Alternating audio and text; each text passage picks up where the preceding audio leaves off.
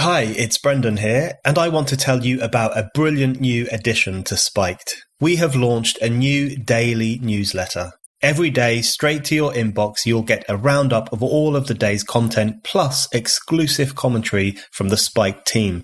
Spiked is publishing more and more articles, more essays, more book reviews, more podcasts, and without a doubt, the best way to keep up to date with all of our brilliant output is by signing up to the daily newsletter. It means you won't miss a thing and you can browse our content every day. So don't delay, sign up today. Go to www.spiked-online.com/newsletters.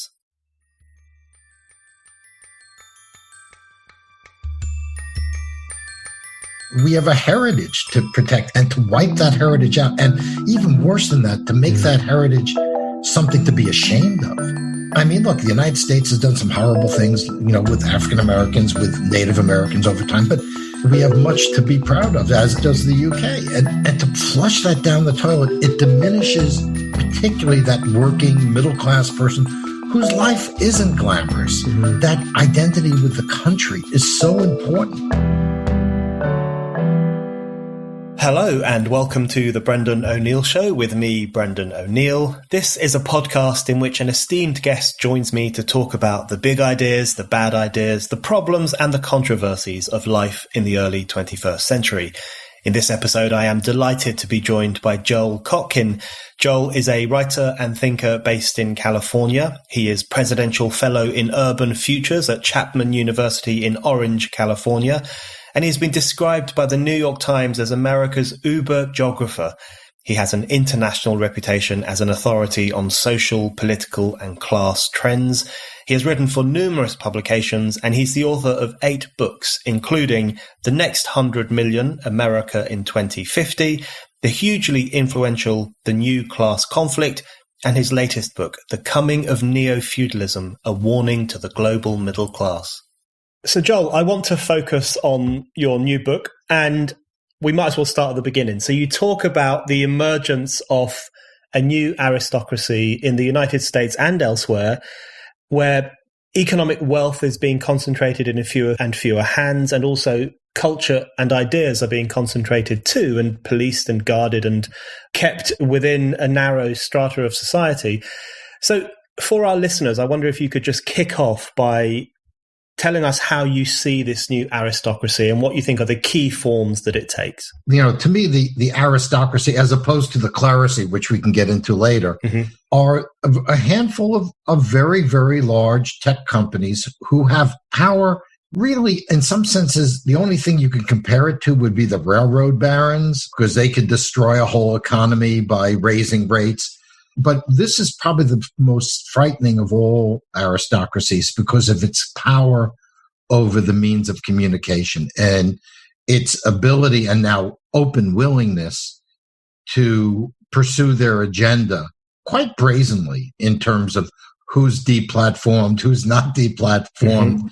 And even what I find particularly frightening is the demonetization. So if you can't monetize your site, if you can't get on the web, what happened to Paula, I have no great love for Paula one way or the other, but the fact that a handful of people, literally 5 to 10 people can decide to shut off huge parts of opinion. And, I think eventually it will extend not just to conservatives, but to moderates, or even like you think of something like the Great Barrington Declaration getting deplatformed in some places, or, having the YouTubes taken away. This is scary because we're now talking about Alex Jones and QAnon and, the certifiably insane elements in the United States or in Britain for that matter.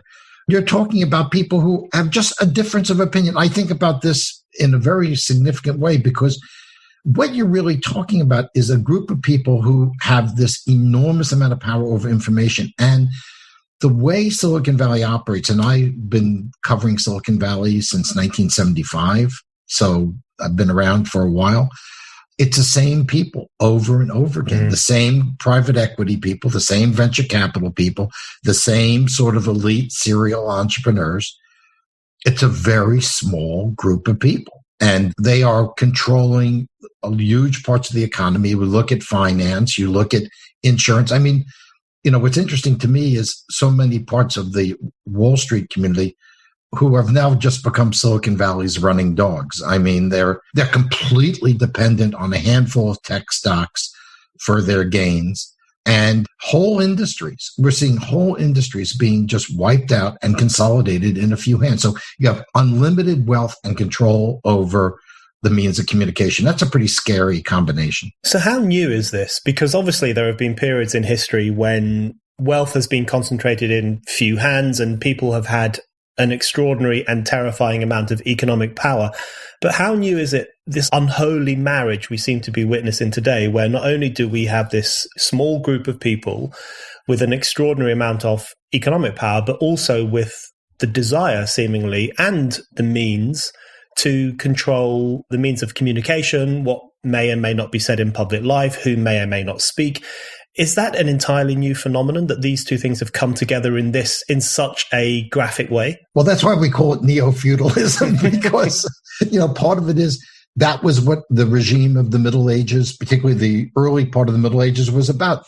In this case, the aristocracy lined up with the Catholic Church, or in Russia, the Orthodox Church, and they were able to say, hey, these are not acceptable thoughts. Mm. And the road to respectability and access to education was all controlled by a small group of people who had a specific ideology. And, in a lot of ways, our universities are beginning to look more like the University of Paris in the 13th century, doing treatises on the existence of demons. I mean, this is where we're headed. Now, in the past, let's go back to the Gilded Age and to the period in which a small group of industrialists in Germany, the United States, Russia, were able to dominate their economies. But because the means of communication were different, because we had the printing press, and because you didn't need enormous amounts of money to have an alternative point of view.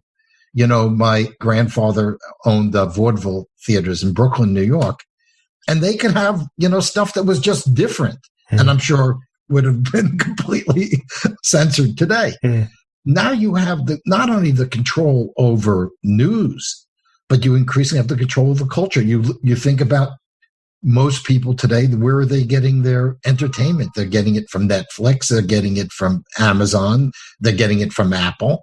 So the same people also control culture. I mean, I'm astounded how uniform in cultural point of view much of the films that are coming out are like. I think Aldous Huxley wrote that a technologically based dictatorship will never be overthrown. Whereas we can talk about 1984 and Orwell, obviously Orwell could see a lot of things, and there were some aspects of Orwell's analysis that applies.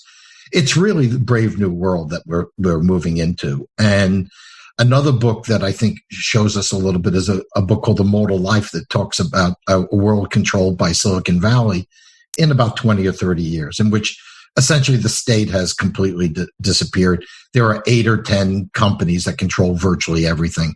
And I'm covering right now, it's very exciting stuff, even if we start looking at space. Who's going to control the space in the future? Elon Musk, Jeff Bezos. I mean, Jeff said the other day, he said the thing he's really interested in is Blue Origin. So we're talking about moving even into the space era, which we're in the beginnings of, also controlled by the same small group of people. It's fascinating the way you describe these people in your book and the comparisons you make with the feudalistic era and the current era.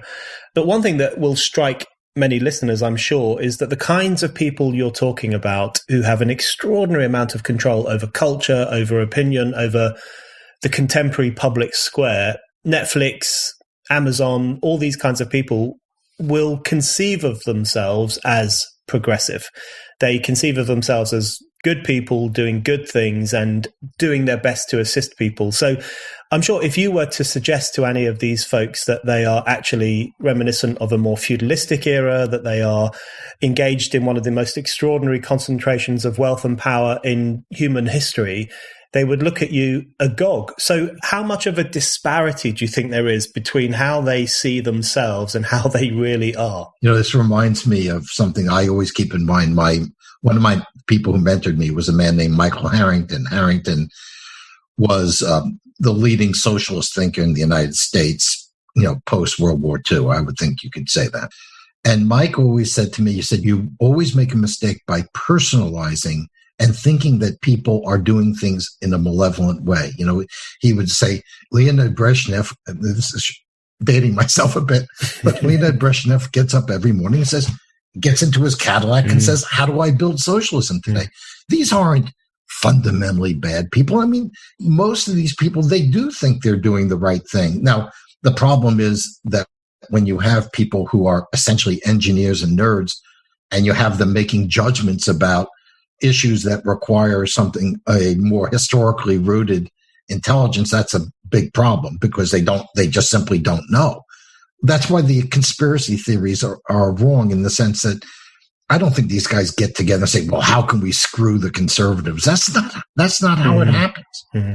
It happens because maybe somebody in the company pushes a particular algorithm which eliminates certain kinds of views. And as Jim Wunderman, who runs the Bay Area Council, which is the biggest business group in the Bay Area, he said, you have to understand the people who run these companies are scared of their own employees.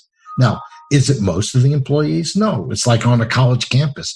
You could have 6,000 people on a college campus, and there could be 150 very loud, very motivated people. Same thing. You can have Google. You could have 50,000 employees. Probably most of them are just regular people doing their jobs, trying to make money. But there's a group that's organized and active and monitors everything, and they are able to drive that agenda. So, it's again, as Jim explained to me, I thought it was very interesting. It's not like, these guys are sitting there saying, well, we want to control thought. They have to control thought to control their companies. Before we dig down a bit more into the oligarchy and the clerisy and the relationship between those two things and the impact that is having on contemporary society, I want to talk a bit about how we got here.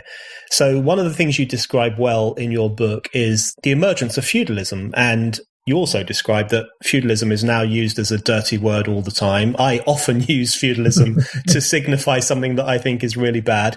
But you talk about the way in which feudalism itself was not a conspiracy or necessarily evil, but emerged in response to a vacuum left by the decline of Roman rule and other forms of governance. Do you think there's a similar dynamic now? Because I'm often struck by the extraordinary power that is wielded by a small group of people today. And I think to myself that often these are not very impressive people. These are not people who have tanks and machine guns. So is it a similar situation where this new aristocracy and their attendant guardians of correct thought and so on, have they moved into a vacuum left by events of the late 20th century? You couldn't have put it better. I think that's exactly what's happened. One, you've seen the evisceration of local economies outside of the big metropolitan centers. As a MP said to me when I was working in London, he said, basically outside of the southeast, the greater London area, basically the UK is Russia. There is no economy. I mean, one LSE researcher said the economy of most of England is the pub.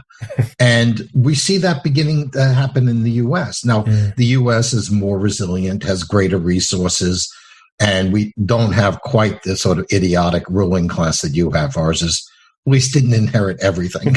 But the reality is that these people have been able to achieve this kind of power because many of the mainstream institutions, the corporations, if I was a younger person, I would be doing a book about where the hell were all the book publishers and the movie companies and the financial companies when we knew the digital thing was happening, it was going to happen. And they sat around and watched other people essentially eat their businesses. You think about the Blockbusters of the world, and you think about the movie studios who are now a shadow of what they once were. The publishing companies are a joke from what they once were. I know because I've been publishing books for, over 30 years. So, I think that the institutions were weaker.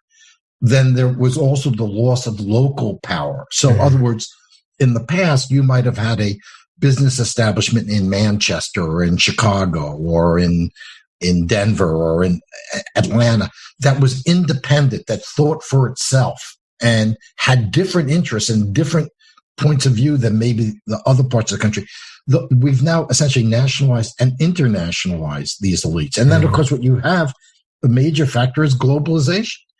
And what's interesting about globalization, and I've been going to China since early 1980s, China has a very clear view, I think, of what it wants to do. It wants to use technology and some of the market mechanism to create a new dominant middle kingdom. That's the game. Who are they competing with? A bunch of weak-kneed Europeans who even the idea of being a competitive economy is difficult for them, who see themselves not in the aggressive manner of Europeans of the past, but really as very much kowtowing. Much of the American establishment is the same way. We'll look at the NBA as an example where, basically when a GM says we should have solidarity with the people of Hong Kong, and he gets slapped down because China is such a huge part of the market, and LeBron James, who my friend Glenn Reynolds calls Peking James, basically, says, oh, no, we shouldn't support the people in Hong Kong. Well, I mean, the same guy is backing Black Lives Matter. So, in other words, the ability to move in because institutions are weak. And I'll tell you, it has a negative effect on the other side. The mass media, the mainstream media, the New York Times, who I used to write for, the Washington Post, who I used to write for, CNN, which I used to be on a lot, NPR, which I used to be on a lot. These institutions, particularly in the Trump era, seem to have gotten unmoored and have become little more than, sort of like an American version of Pravda. Not that everything they say is wrong. Sometimes they say good things. Sometimes they do great reporting. The problem is there's a huge part of the population that no longer believes them. So what you get is you get one group of people who basically follow the party line and hold on to it, have no knowledge of any contrary information. Like I teach a class on propaganda at Chapman University. And one of the things I always say to my kids is the real problem isn't fake news. Trump is a moron. It isn't fake news. These people aren't liars, as Mike Harrington would say. They think they're doing a good job. It's what I would call sins of omission. In other words, opposite points of view. Like, for instance, I'm going to write about climate change. I'm going to say, look what's going to happen in these years, this year and this year. But do you ever look at the past and what the predictions were of the past? I mean, the planet should have died years ago. In other words, anything that's a contrary point of view, like let's say with the COVID lockdowns. I'm not an epidemiologist. I can't tell you what the best thing to do is, but I like to hear different points of view of people who actually do know something. And now we're sort of saying, no, it's got to be this party line. And personally, I think we are going to see with climate change exactly what we saw with the pandemic, which is the clerical elite in alliance with the aristocracy, gaining more and more control over every aspect of life and telling us how we cannot live. Obviously, you and I should not get on a plane ever, but John Kerry can take his private jet any place he wants to go. So I think what we're seeing is something that is, and this is very medieval. You think about the incredibly brutal aristocracy, the real aristocracy before they became what they became more recently. But, they ruled because they were good fighters. They were very tough people. They could do horrible things. They could wipe out villages. They can go rape the daughters of the peasants. And then they could give the church, a bunch of money to build a cathedral, and all is forgiven. We're in the same kind of world where there are essentially one set of rules for the vast majority and another set of rules for the celebrities, for the elite bureaucrats, and of course for the aristocracy. It always kills me when I'm being told by people here in California, by the Mark Zuckerbergs of the world and by the very heavily financed green lobby, well, we can't have suburbs anymore. They're really bad and everybody should live in an apartment. And they've got 3 or 4 houses. Or, you open up Yahoo and it's filled with all these politically correct celebrities and they're all on vacation somewhere. I promised my wife not to get on a plane until I get my second vaccination. What is it? One set of rules for one group, one set of rules for another. And if you don't think that's not feudalism, you're wrong, because that's what feudalism is about. And that's where Orwell's great comment that some animals are more equal than others is very apt. I love to learn, and to learn with purpose. It's so empowering knowing I can do better, feel better, be better. So this year, I'm continuing to learn with purpose using the Great Courses Plus. And I want you to join me because there is so much fascinating knowledge that we can tap into.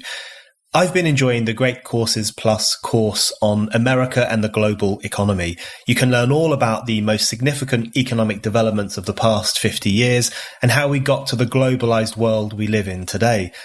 With the Great Courses Plus, you get unlimited streaming access to thousands of video lectures on virtually anything that interests you. Learn how to master Tai Chi or public speaking, take your oceanography knowledge to greater depths, learn about ancient history. The Great Courses Plus has something for everyone, and it is all thoroughly vetted, fact-based information you can trust from some of the best professors and top experts in their fields from all over the world. And when you download the Great Courses Plus app, you can watch or listen on any device, learn anytime, anywhere. What purpose waits for you? Sign up to the Great Courses Plus and find out. Visit my special URL, thegreatcoursesplus.com/Brendan, and you'll get a 14-day trial with unlimited access for free. You don't want to pass this up, so go now to thegreatcoursesplus.com/Brendan. The part of your book that really struck me in terms of your description of neo-feudalism was precisely on this issue of the staggering hypocrisy, one rule for us, another rule for you, the plebs. That is very, very apparent in the current era. And you give the example of supposedly environmentally minded members of the oligarchy and the clerisy who lecture the rest of us to stop having and so the royal many family. And the royal family, who, literal descendants of aristocracy, who lecture the rest of us to stop going on planes and then fly around the world themselves. And I wanted to talk to you about that because you also mentioned that alongside the emergence of this new aristocracy, the emergence of this new clerisy, these kind of jealous guardians of economic power and cultural influence, there is also a restiveness in the masses. And you talk about how in some ways our era is comparable to pre-revolutionary France in the sense that there are large numbers of people out there, I think, who look upon the new elites with disgust almost, and they are horrified by their hypocrisy, horrified by their lavish lifestyles and their decadence and their temerity in lecturing the rest of us on how we should live.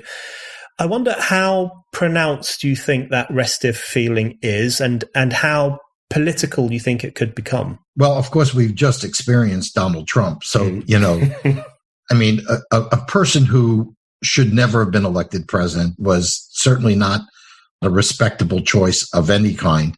But people were so pissed off, and they saw Hillary Clinton as the epitome of this sort of entitled ruling class. But you see it in Europe. I understand that Marine Le Pen is doing very well in the polls against Macron in France. You have powerful grassroots and sometimes very ugly movements in Austria and Sweden and Finland and in the Netherlands. There's obviously the Gilets Jaunes in France. I mean, because part of what happens is they say, well, you know what? The price of gas is too low. So we're going to double the price of gas. Well, if I have a limousine or I live in Paris and I can afford to walk to my place of business, that's one thing. What else if I'm living in a small town in Normandy and I've got to drive 20 miles to work every day? And we see the same thing here in California, where the ruling class in California basically wants everyone to live on top of each other. Meanwhile, they have their estates. They have, Mark Zuckerberg buys up the lots around him, so he has more space around him. Meanwhile, if Mr. Gonzalez, who's worked his ass off all his life, wants to buy a 2,000 square foot house in Riverside, California, you don't want them to do that. And you want to make life as miserable for them. They literally talk about, we want to make traffic so bad that people will take transit. Yeah. despite the fact here in Southern California, in Los Angeles, we spent $20 billion on a light rail system. And we have fewer people as a percentage taking transit now than we did in 1990. And what we're finding now is they're going to double down on transit and density after we've had this experience with a pandemic, which for many reasons has been worse in dense areas, has exposed the terrible consequences of incredible inequality and poverty in our inner cities, including in London. I mean, I just read a piece the other day where there are parts of, East London that have the highest COVID rates in the UK. Well, what do you think that is?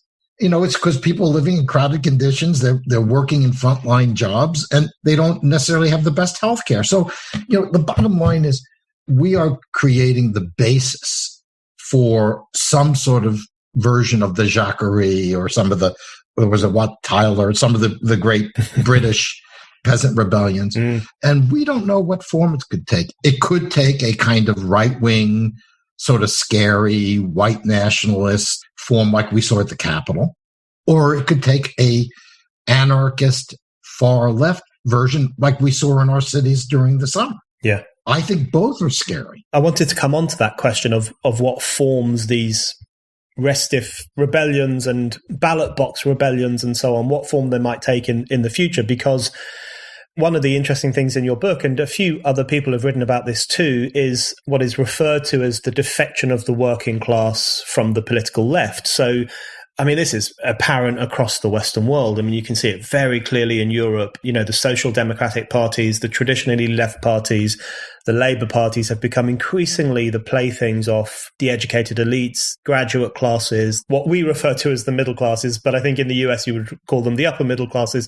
There's been a very clear split between working class people and the parties that traditionally represented them. Could you just explain to us why you think that's happened? Is it because those parties have been sucked into this new aristocracy, this new clerisy?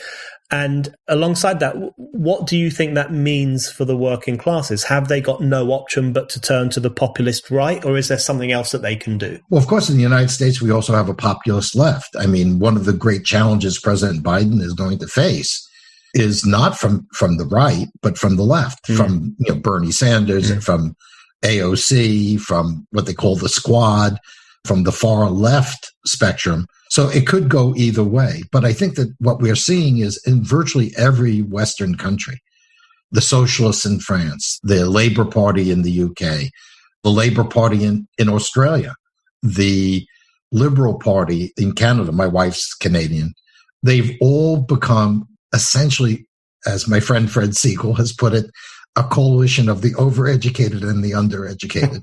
The graduate students and people on welfare vote the same way. And they are also supported by this aristocracy. They now have so much more money than the old conservative aristocracy. I mean, the old conservative aristocracy probably look at the new aristocracy the way the old Roman aristocrats looked at the barbarians who were taking over, because it's something like that.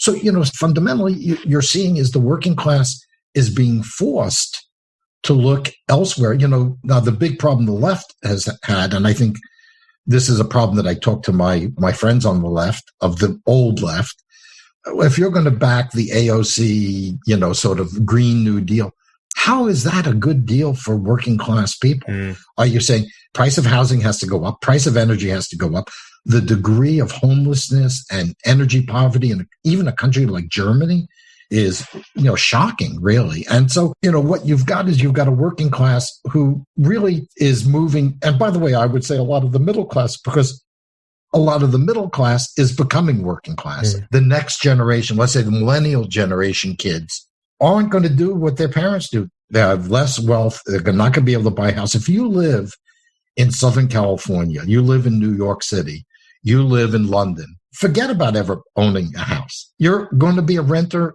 your entire life. That's the reality. And so you've got this group of people who are very alienated. And the question is, how do they deal with it? And I think there are going to be three responses. One is going to be like, let's say, Mélenchon in France, sort of a far left appeal. Now, I think that the Bezoses of the world will try to squash that, people don't write about the fact that Bezos made a particular target of Bernie Sanders when he was running for president. Then you also have the second option, which is a right-wing option, example, Salvini and Orban. And you don't seem to have that kind of, Farage had some of that in England, but I think your current prime minister is just another toff, I think, so I'm not going to. Some of the things that the British conservatives do, even American liberals look at and say, what? And then there's what I think is going to happen, if I was to predict. And I call it oligarchical socialism. And this, again, we could go and look at Aldous Huxley on this particularly. But what you can say, look, the oligarchs realize that they can't have a vast class of starving, angry people with pitchforks out there. Like, they really don't want to see their heads on pikes.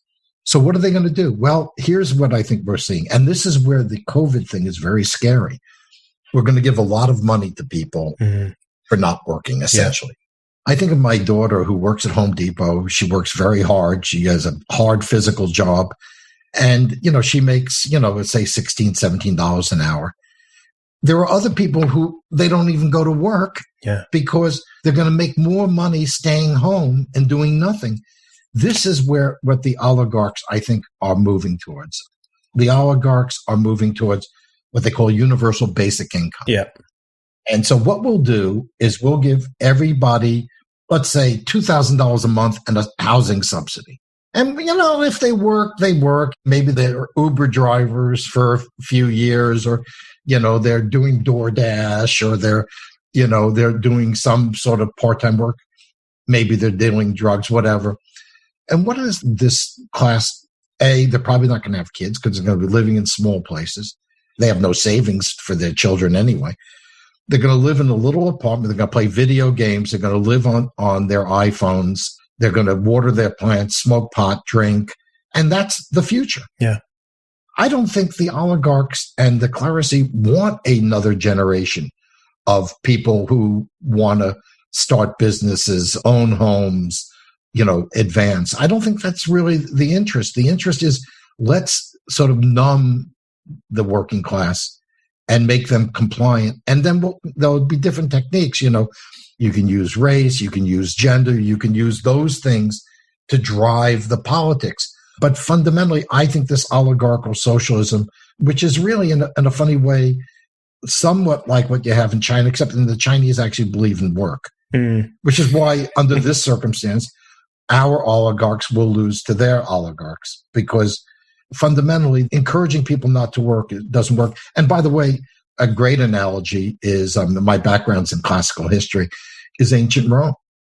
Bread and circuses. Yeah. When the Roman aristocrats brought the slaves back from their conquests, they essentially replaced the old Roman working and middle class with slave labor. And the way that they could keep order is, providing free food and entertainment for the Roman citizens. And something like that is where we're headed. I think your term oligarchical socialism is very, very apt. And I find universal basic income to be one of the most chilling ideas of modern times, because it's the thing that is most expressive of the new neo-feudalism that you write about, in the sense of throwing money at working people in order that they no longer are working people and are no longer, it is presumed, will no longer be a problem to the aristocracy and the clerisy. But as you were saying that, it made me think about a contradiction at the heart of this stuff, because you talked about the fact that the US has a populist left as well as a populist right. There are populist left movements in Europe too, of course, and Britain has gone through, they posed as populist left, but the Jeremy Corbyn movement, right, they posed as populist left, but they weren't really populist. And in fact, they balked at the populist expression of the people who voted for Brexit. So you have these movements, but I wonder how challenging the left-wing version of populism really is, because firstly, the evidence suggests that they are fairly easily co-opted into neoliberal structures or into the new clerisy. If you look at the Jeremy Corbyn movement, for example, over time, they were bought off by the upper middle classes who were fighting to remain in the European Union, who depicted the vote for Brexit as the worst thing that ever happened. You know, the left was brought into that narrative. But more broadly than that, isn't one of the ironies of contemporary capitalism that its ideology is anti-capitalism? So all these new, incredibly powerful, economically and politically, all these new capitalist elites or neo-feudalists, I'm sure most of them would have fairly anti-capitalist leanings. I mean, they all are pro-Black Lives Matter, or they at least make a pose of being pro-Black Lives Matter. They engage in various initiatives and campaigns to raise awareness about the problems of inequality and so on. Is that all just a pose, or is there a deep contradiction within the new oligarchy where they possibly are their own gravediggers? Well, that's a really interesting idea. And I think that there is a danger. And I have talked to people, at that oligarchical level, if you will, to say that, the danger is you're squashing the embrace of capitalism by destroying small business. I don't know if this is happening in the UK. I assume it is, but what we're seeing is small business is getting wiped out in the pandemic. Yeah. The longer the lockdowns are, the more we buy from Amazon. The only people who seem to be able to adjust, let's say, are the big chains. They have the best technology, and so they've done okay. So what essentially you're doing is you're wiping out the middle class, historic base. So the problem the left has is that, first of all, one of the biggest problems is once they bought the climate agenda, and this I've written about a lot, you can deal with GHG without destroying the economy and the middle class. But that's not the path that the ruling class wants. The ruling class wants, to depress standard of living, this whole idea of degrowth or the Great Reset. If I'm a rich German capitalist and I have an estate and a country house and a beautiful apartment in Berlin and I fly in a private jet and I go over the world, hey, I'm in favor of austerity for you, And so what happens is in this kind of system, the Googles and the Apples and the Amazons, what they essentially do is they hire all these lunatics who graduated from grievance studies at, Harvard, and they give them great jobs in the HR department or the PR department.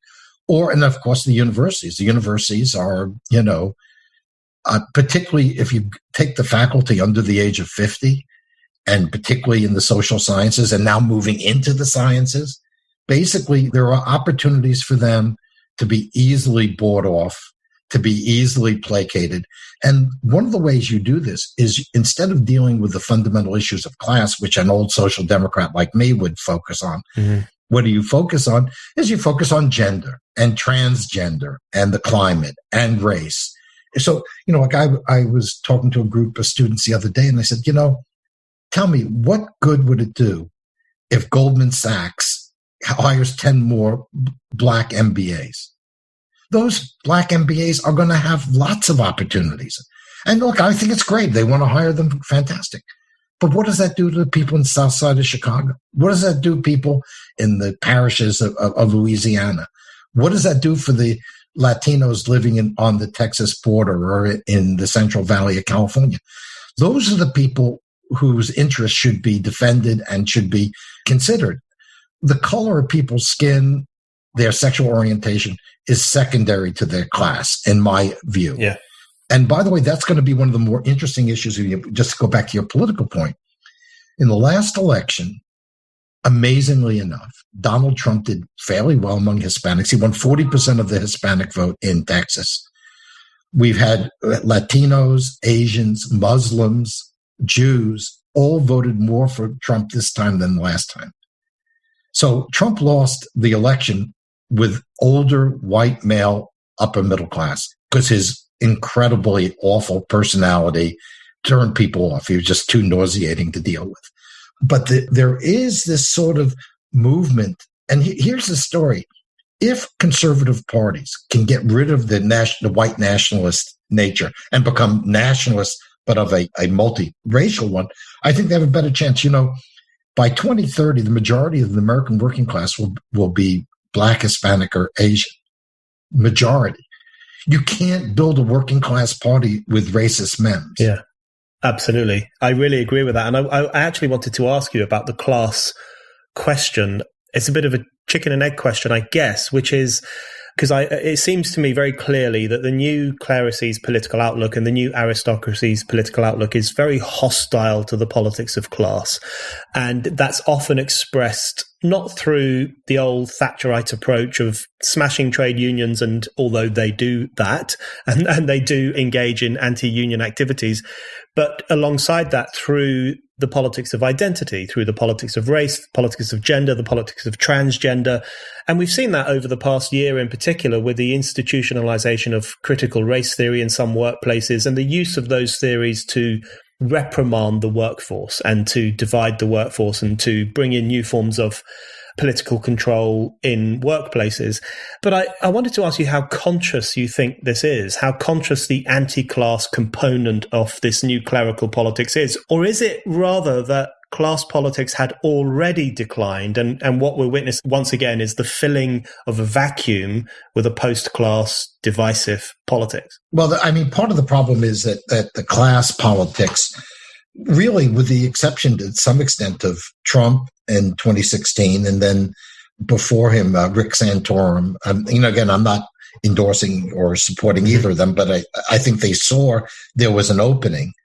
That kind of politics is pretty rare now. And people will talk about the middle class, they'll have lip service to these issues.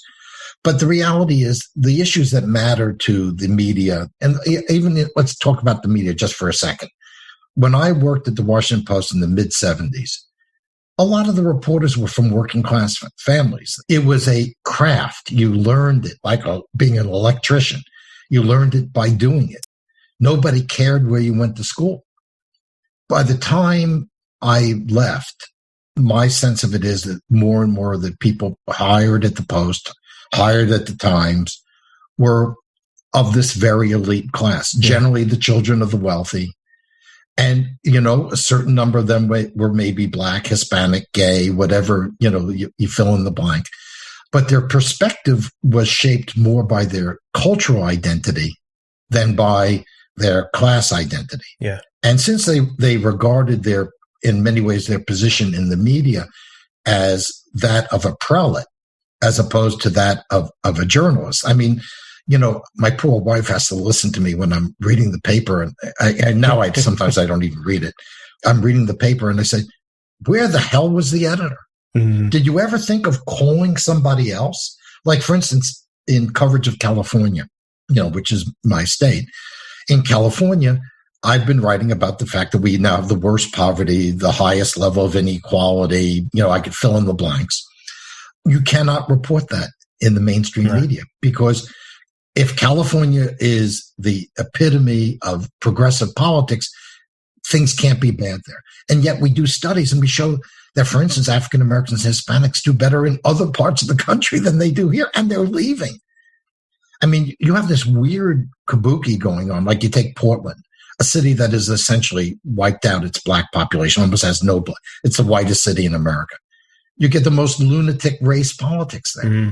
So the gap between the ideology of politics and the reality of politics is completely gone. It's not like, Black Lives Matter has effective cells in every community. It's not like this is a mass movement. And you look at who are the representatives of Black Lives Matter.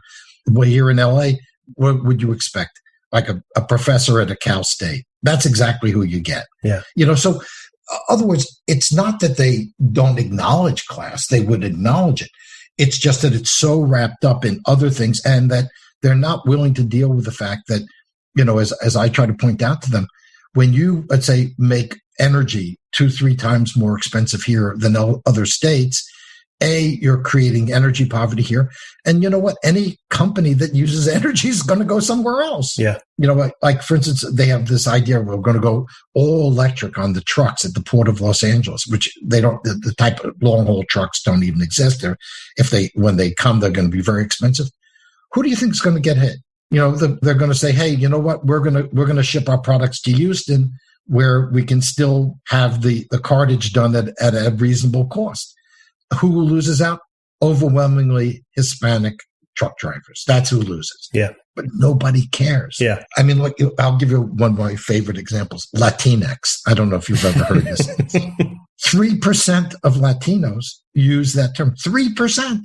And yet parts of the Latino intelligentsia and the universities and the media impose you have to use Latinx.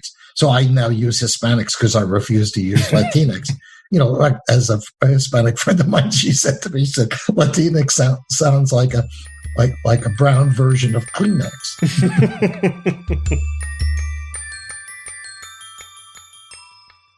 You're listening to The Brendan O'Neill Show. If you like this podcast and Spike's other podcasts, and also the articles and essays that Spiked publishes every day, please think about giving us a donation. Spike's content is free and we want to keep it free, and donations really help us to do that. Head over to Spike's donation page now at www.spiked-online.com. Listening to you talk there about these various tensions and conflicts, I wanted to ask you what you think is the possibility of the reassertion of class interests. Because the thing that I've always been interested in is I've always been primarily interested in class politics. I've always been primarily interested in the role of the left as giving expression to people who were traditionally left out of politics, historically speaking. And there have been events in recent years which have seemed to have a class component to them. I mean, I think the vote for Trump in some ways was a coalition, a curious coalition in some ways between different sections of working class communities. The vote for Brexit here in the UK is referred to by some old leftists as a working class revolt. I mean, the more working class you are, the more likely you were to have voted for Brexit. And one of the interesting tensions in the UK is that membership of the Labour Party is under Jeremy Corbyn became even more middle class than it had been under Tony Blair. And you had this period in the 2019 general election in the UK where you had all these very upper middle class graduate activists for the Labour Party knocking on doors in the north of England or in Wales trying to convince people to vote for Labour. And of course, those people were saying, you don't care about us, you don't care about jobs, you don't care about housing. And, the kind of sections of society who are not interested in the cult of environmentalism, not interested in the cult of identity, but are interested in more tangible issues of democratic power, economic power, having greater wealth, having access to jobs and so on. So things are happening where there does appear to be, I don't know, perhaps there is an emerging class consciousness, or do you think that's going too far? Well, it's going to be interesting. I think there is. One might want to call it the pushback phenomenon, where people just say, enough of this already, And I'll tell you one of the places here in America, and I think it may also be true in the UK as well, and certainly true in France, which is people are sick and tired of having their past destroyed.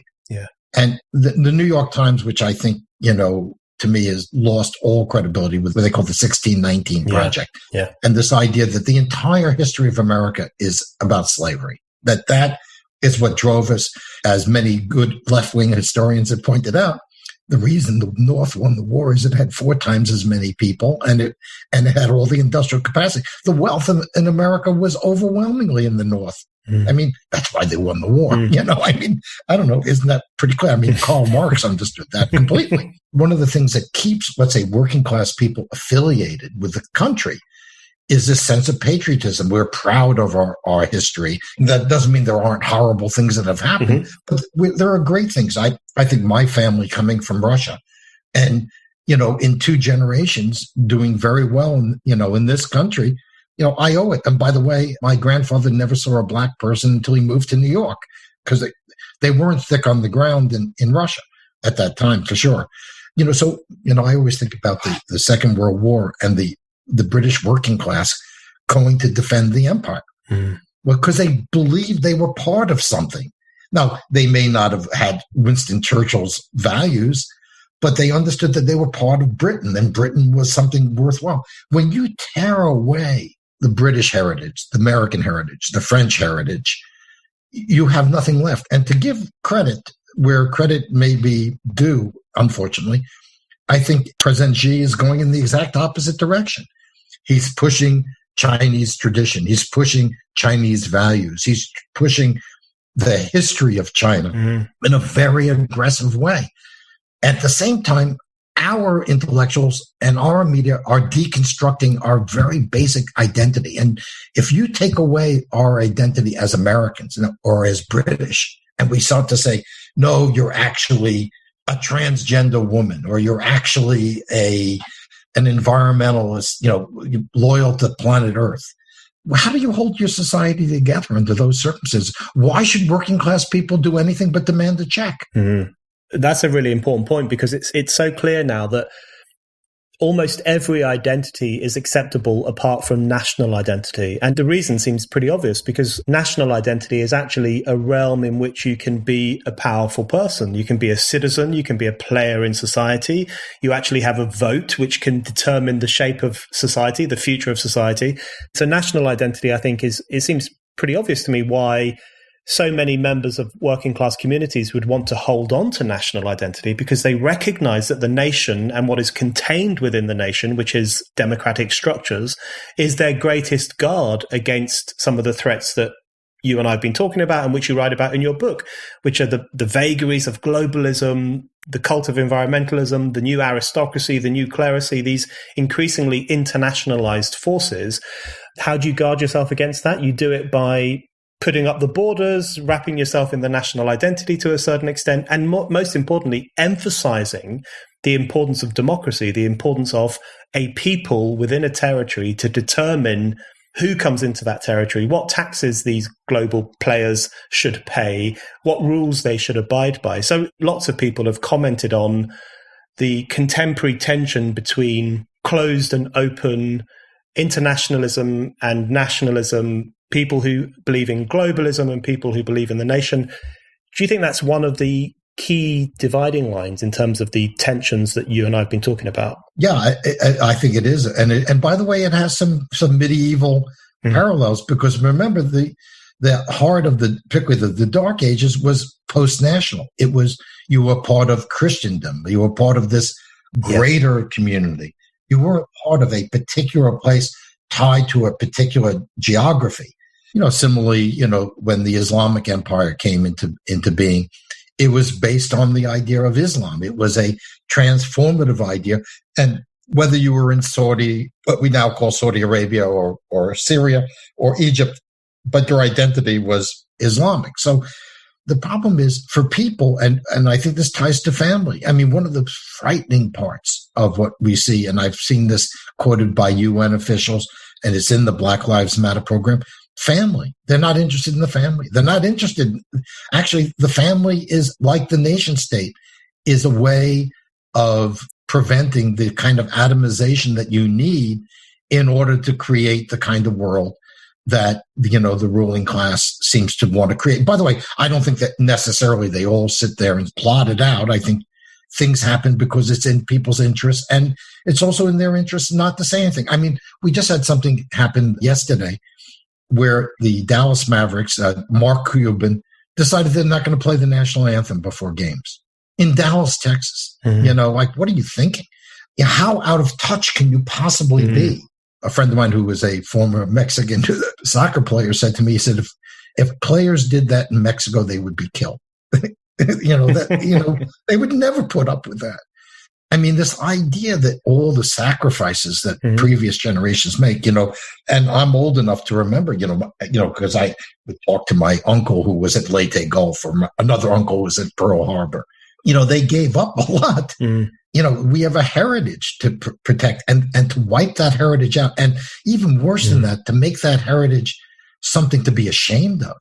I mean, look, the United States has done some horrible things, with African Americans, with Native Americans over time, but African Americans have made some considerable progress. We did lose 600,000 people in part to end slavery. We have much to be proud of, as does the UK. And to flush that down the toilet it diminishes particularly that working middle class person whose life isn't glamorous, who can't get on a private jet and go in the middle of the winter to some resort and hang out with the international coterie of the beautiful people. That identity with the country is so important. And to see that systematically destroyed. I was glad to see, by the way, that some French intellectuals are now standing up against this on the left, as well as Macron. And I think that's healthy. But you can't strip people of their religious heritage, of their family, of their community, of their traditions. I mean, one of my moments I most enjoyed when I was in the UK was going to East Anglia and having the local businessman. He didn't want to talk about his business. He wanted to talk about all the Roman ruins and all the things that they were discovering. This connection to the past is so critical. And what I'm finding, I don't know if you teach at all, but kids don't know any history. Yeah. Nobody's taught them anything. I mean, they're not bad kids. They're not evil. Their teachers can say anything about anything, and they don't know to say no. Like this one student came to me and said, the Electoral College was designed, according to my professor, to preserve slavery. And I said, really? Actually, the Electoral College was there so small states would have representation. It was proposed by Connecticut, and it was supported by South Carolina. And the opposition came from New York and Virginia, which were the big states at the time. It wasn't about slavery. Or my wife's in a book group, and a grade school teacher is saying, well, the police were invented to catch runaway slaves. I said, do you ever see Gangs of New York? Do you understand why New York needed police? Why the London Bobbies were there? Because people forget that Dickens' London was an incredibly dangerous place. Yeah. And you had to have police to control it. What I find is just this, it's like what Hitler and Stalin, Mao, all of them saying, young people, if you can control what they know and you control how they think, you can control the future. And our job in our sort of, quasi-Viet Cong response, which is, small groups, new publications, and at least as long as we don't get deplatformed, I think our job is to help these young people understand not just the reality of our history, but the appreciation of it, the tremendous accomplishments and the tragedies of our past. But that's what makes us human beings. We're not digits. We're people. And we carry in us DNA of, in my family, people who experienced, the Holocaust, or people who experienced wars, who left the poverty of one place to find opportunity in another place. I always like to tell my daughters about their uncle, who was General Allenby in Palestine in 1917, that this is part of your heritage. This is what you're carrying with you. It's part of what, and if we dismiss that, then we are completely capable of being manipulated into believing whatever the ruling class wants us to believe. And it could be on the right, it could be on the left. I mean, tyranny is built on ignorance. And what we're doing is we're engineering ignorance on a massive scale. And as a good friend of mine who builds apartments in Silicon Valley said to me once, he said, I have never run into a group of people who have less knowledge of the impact of what they do. Yeah, that's a very good description of the dangers of erasing history, or the dangers of the war on history. And I think one of the problems with the year zero mentality that we currently have, where everything that came before us was wrong and immoral and disgusting, and we apparently are morally pure, everything starts from now. I mean, that does prime people for manipulation, for transforming their minds into believing that the current moment is the perfect moment and everything must be done in our image.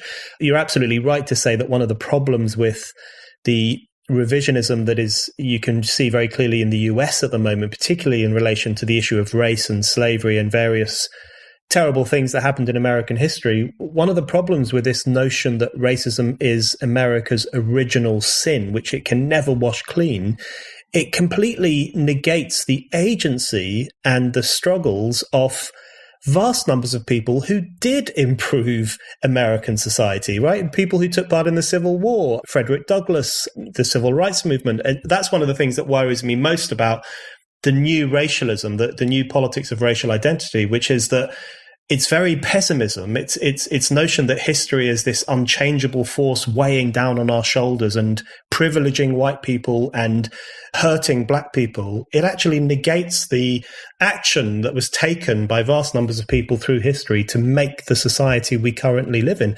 And you can see a very similar thing in the UK. I think the reason lots of working class people in Britain are very sensitive to historical erasure and to the depiction of Britain as just a litany of criminal offences is because they know that that's not true. They know that huge leaps forward have been made over the past 300 years for freedom, equality, democracy, which is precisely why we live in the country we currently live in. And why people from around the world go to Australia, the UK, New Zealand, Canada, the US. Including my parents. I'm a first-generation Briton. I'm the first generation of my family to live in this country. And I think sometimes that kind of experience can give you a different view of what's going on. So I often watch these kind of new elites poo-pooing British history, and I'm thinking, what are you doing? Why are you doing this? Why are you engaged in this constant war against the past?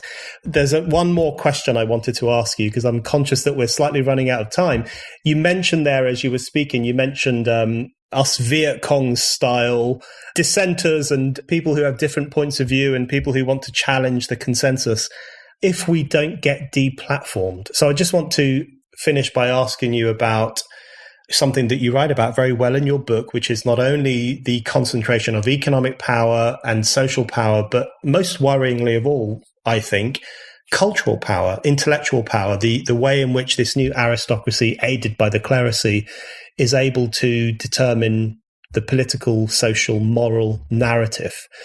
What do you think is the best way we can challenge that? What do you think is the best way we can ensure there is less and less deplatforming and more freedom of discussion? Well, I think what we have to do is be careful not to fall into traps where, you make comments that are either clearly untrue or misleading or misogynistic or racist.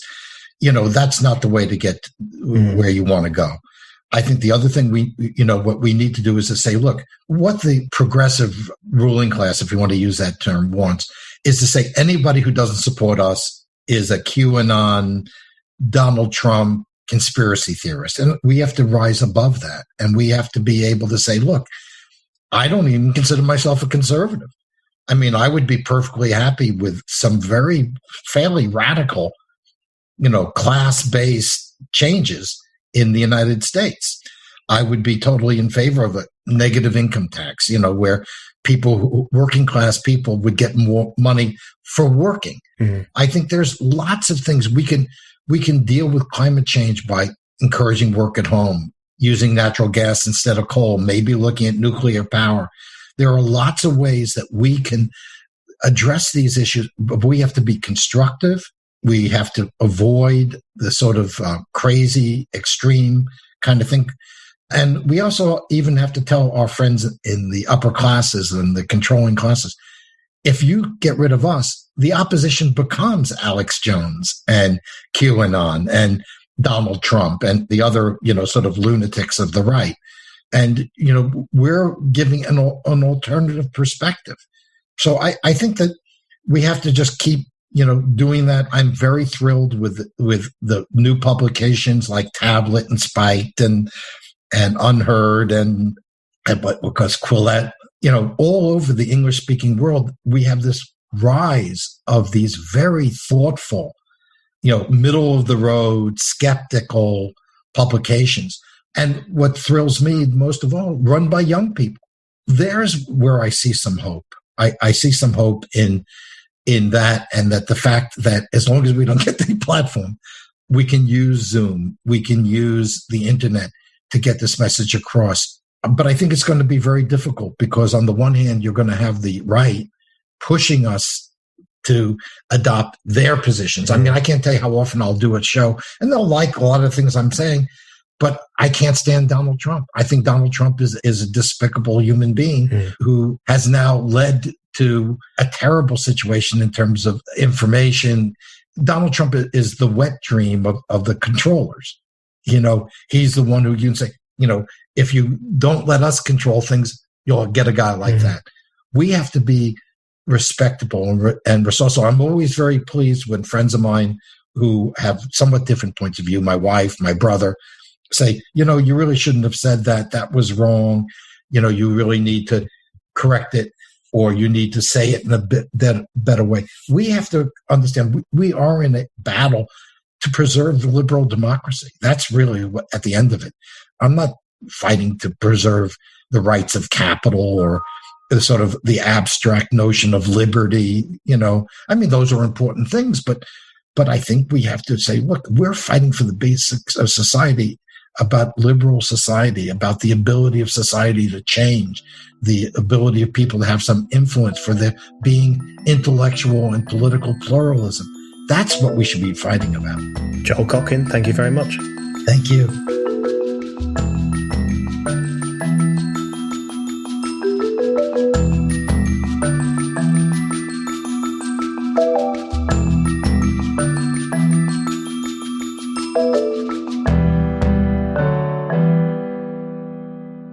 Thank you for listening to The Brendan O'Neill Show.